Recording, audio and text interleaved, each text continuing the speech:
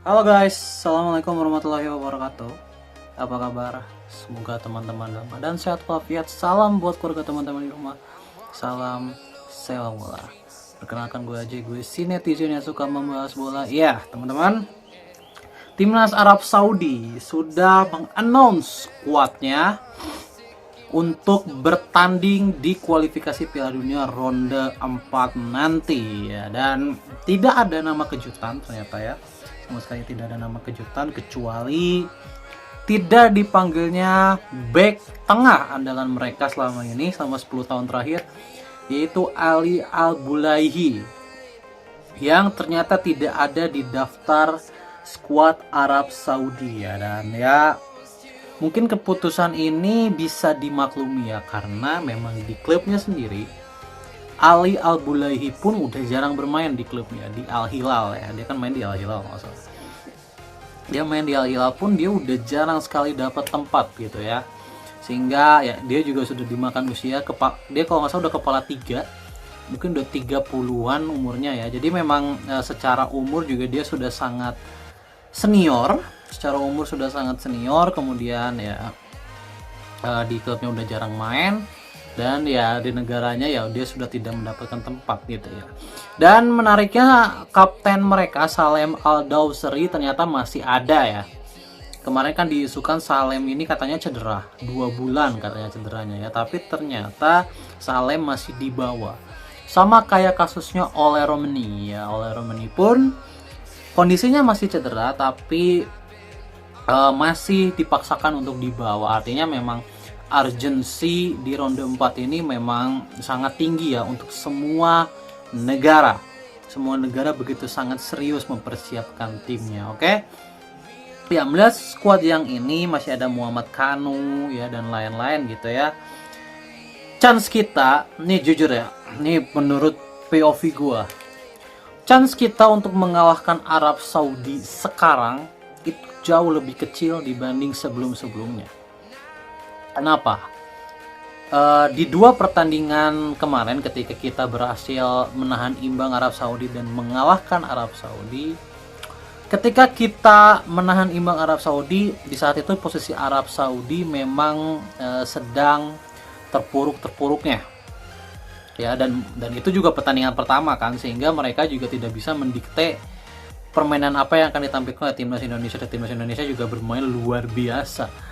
Menurut gua pertandingan menghadapi Arab Saudi di pertandingan pertama itu adalah pertandingan terbaik timnas Indonesia so far dari 10 pertandingan ronde 3. Itu adalah pertandingan terbaik ya, bukan yang 2-0 di GBK ya, itu pertandingan kedua terbaik lah.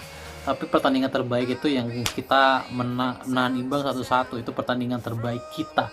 Karena kita sebenarnya sangat layak untuk menang di saat itu. Kita sangat layak untuk menang. Tapi sayang ya, striker kita bapuk, tahu sendiri lah ya. Serangan balik aja kayak begitu gitu ya, jelek banget serangan baliknya. Jadi Arab Saudi itu sudah bukan Arab Saudi yang kemarin. Arab Saudi sekarang itu bisa dibilang sudah dalam kondisi yang panas. Apalagi mereka sekarang akan main di hadapan publik mereka sendiri ya, akan lebih panas lagi. Arab Saudi sekarang bukan Arab Saudi yang waktu itu kita kalahkan 2-0 di GBK, udah bukan itu ya. Tim yang sekarang adalah tim yang benar-benar terbaik, jauh lebih terbaik dibanding sebelumnya. Ya, jauh lebih baik dibanding sebelumnya. Jadi timnas Indonesia pun ya sekarang ya jauh lebih baik juga ya, sama gitu. Tapi timnas Indonesia sekarang kan sedang dalam masa transisi ya. Jadi penampilan timnas Indonesia sekarang itu tidak bisa diprediksi bagus tidaknya. Gitu. Kalau Arab itu udah terprediksi mereka akan jauh lebih kuat dibanding sebelumnya. Namun timnas Indonesia ini tidak terprediksi bagus tidaknya. Ya, karena kan gini, Ole Romani kan belum bermain dengan semuanya juga kan. Gue yakin lah Ole Romani bakal main gitu. Jadi kita harus sangat waspada dengan Arab yang sekarang. Mereka mungkin punya strategi baru, mereka punya kecepatan baru gitu ya.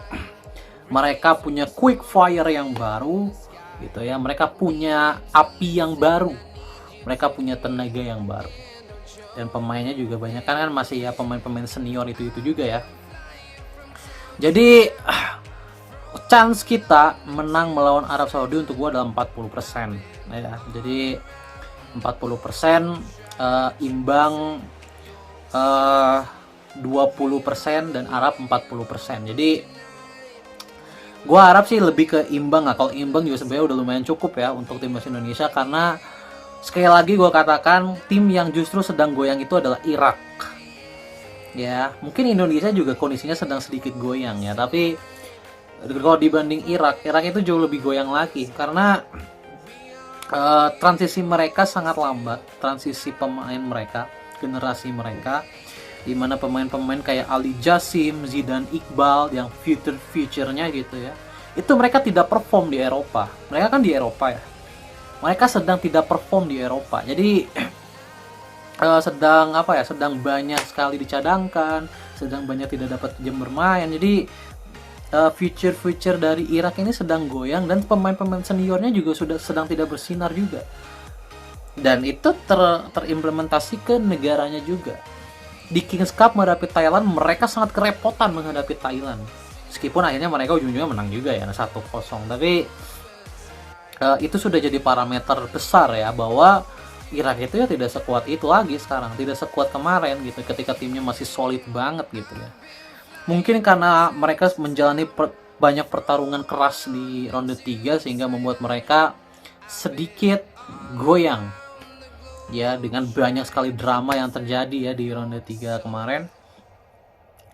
Jadi menurut gua potensi kita justru bisa mengalahkan Irak itu jauh lebih besar dibanding mengalahkan Arab Saudi. Meskipun Arab Saudi datang dengan mayoritas pemain yang sama, tetapi api yang mereka bawa sudah tidak sama. Mereka pasti akan jauh lebih serius lagi menatapin, apalagi mereka sudah ketemu Indonesia 2 kali dan tidak pernah menang. Itu juga jadi api baru lagi untuk Arab Saudi. Gitu. Jadi setiap masa itu kita tidak bisa mengcompare dengan sama ya, setiap momen tidak bisa kita compare dengan sama. Kemarin kita bisa mengalahkan Arab, sekarang belum tentu karena kondisinya sudah sangat berbeda. Indonesia pun datang dengan pelatih berbeda, dengan skuad berbeda. Arab pun datang dengan api yang berbeda, mereka main di kandang sendiri juga ya. Jadi semuanya sudah tidak bisa diukur dengan masa lalu kemarin-kemarin ya.